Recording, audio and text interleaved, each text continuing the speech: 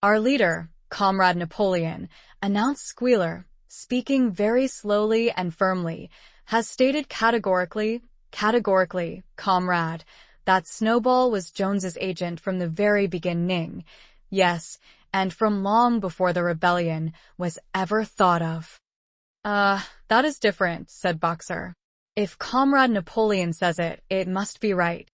That is the true spirit, comrade, cried Squealer, but it was noticed he cast a very ugly look at Boxer with his little twinkling eyes. He turned to go, then paused and added impressively, I warn every animal on this farm to keep his eyes very wide open, for we have reason to think that some of Snowball's secret agents are lurking among us at this moment. 4 days later, in the late afternoon, Napoleon ordered all the animals to assemble in the yard. When they were all gathered together, Napoleon emerged from the farmhouse, wearing both his medals, for he had recently awarded himself Animal Hero, First Class, and Animal Hero, Second Class, with his 9 huge dogs frisking round him and uttering growls that sent shivers down all the animals' spines. They all cowered silently in their places, seeming to know in advance that some terrible thing was about to happen. Napoleon stood sternly surveying his audience. Then he uttered a high-pitched whimper. Immediately the dogs bounded forward, seized 4 of the pigs by the ear and dragged them, squealing with pain and terror, to Napoleon's feet. The pigs' ears were bleeding, the dogs had tasted blood, and for a few moments they appeared to go quite mad. To the amazement of everybody, 3 of them flung themselves upon Boxer. Boxer saw them coming and put out his great hoof, caught a dog in midair, and pinned him to the ground. The dog shrieked for mercy, and the other 2 fled with their tails between their legs. Boxer looked at Napoleon to know whether he should crush the dog to death or let it go. Napoleon appeared to change countenance and sharply ordered Boxer to let the dog go, whereat Boxer lifted his hoof, and the dog slunk away, bruised and howling. Presently the tumult died down. The 4 pigs waited, trembling, with guilt written on every line of their countenances. Napoleon now called upon them to confess their crimes. They were the same 4 pigs as had protested when Napoleon abolished the Sunday meetings. Without any further prompt they confessed that they had been secretly in touch with Snowball ever since his expulsion, that they had collaborated with him in destroying the windmill, and that they had entered into an agreement with him to hand over Animal Farm to Mr. Frederick. They added that Snowball had privately admitted to them that he had been Jones's secret agent for years past. When they had finished their confession, the dogs promptly tore their throats out, and in a terrible voice Napoleon demanded whether any other animal had anything to confess.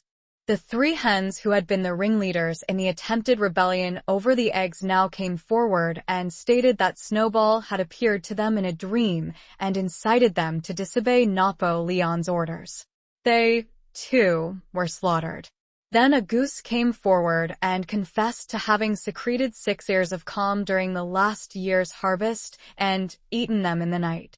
Then a sheep confessed to having urinated in the drinking pool, urged to do this, so she said, by Snowball, and 2 other sheep confessed to having murdered an old ram, an especially devoted follower of Napoleon, by chasing him round and round a bonfire when he was suffering from a cough.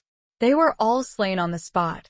And so the tale of confessions and executions went on, until there was a pile of corpses lying before Napoleon's feet, and the air was heavy with the smell of blood, which had been unknown there since the expulsion of Jones. When it was all over, the remaining animals, except for the pigs and dogs, crept away in a body. They were shaken and miserable. They did not know which was more shocking, the treachery of the animals who had leagued themselves with Snowball, or the cruel retribution they had just witnessed. In the old days there had often been scenes of bloodshed equally terrible, but it seemed to all of them that it was far worse now that it was happening among themselves. Since Jones had left the farm, until today, no animal had killed another animal. Not even a rat had been killed. They had made their way onto the little knoll where the half-finished windmill stood, and with one accord they all lay down as though huddling together for warmth. Clover, Muriel, Benjamin, the cows, the sheep, and a whole flock of geese and hens. Everyone, indeed, except the cat, who had suddenly disappeared just before Napoleon ordered the animals to assemble. For some time nobody spoke. Only Boxer remained on his feet. He fidgeted to and fro, swishing his long black tail against his sides and occasionally uttering a little whinny of surprise. Finally he said, "Ito not understand it. I would not have believed that such things could happen on our farm.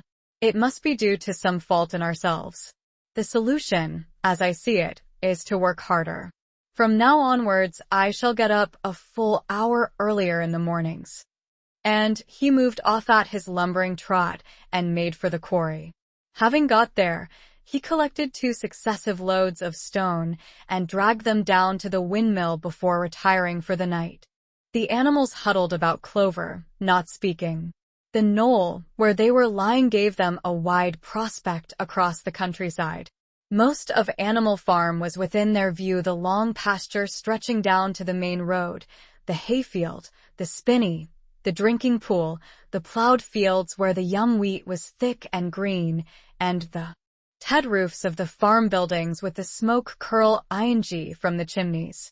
It was a clear spring evening. The grass and the bursting hedges were gilded by the level rays of the sun.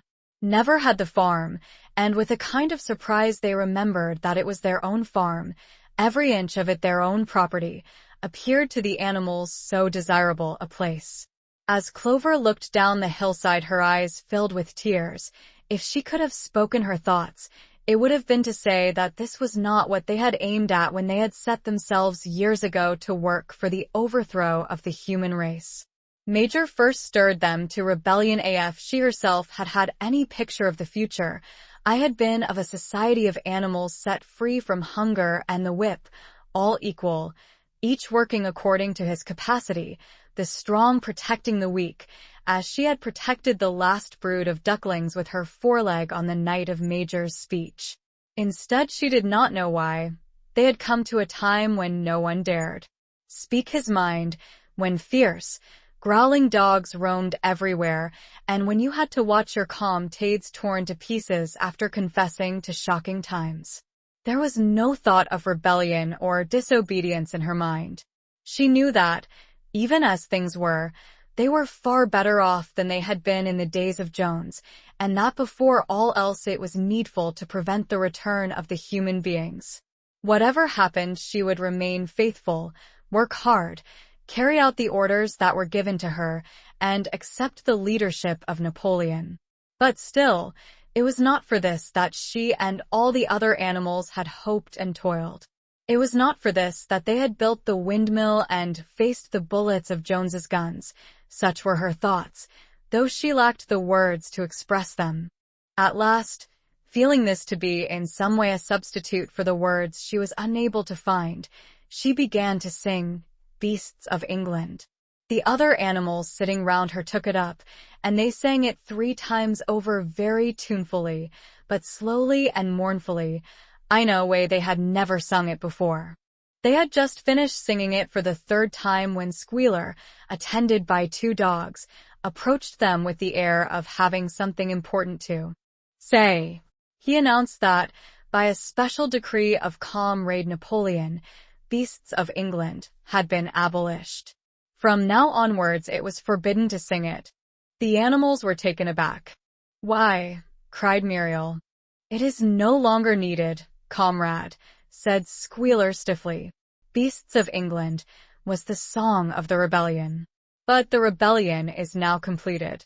The execution of the traitors this afternoon was the final act. The enemy, both external and internal, has been defeated. In Beasts of England, we expressed our longing for a better society in days to come. But that society has now been established. Clearly this song has no longer any purpose. Frightened though they were, some of the animals might possibly have protested, But at this moment the sheep set up their usual bleating of, "For legs good, 2 legs bad," which went on for several minutes and put an end to the discussion. So, Beasts of England was heard no more. In its place Minimus, the poet, had composed another song which began,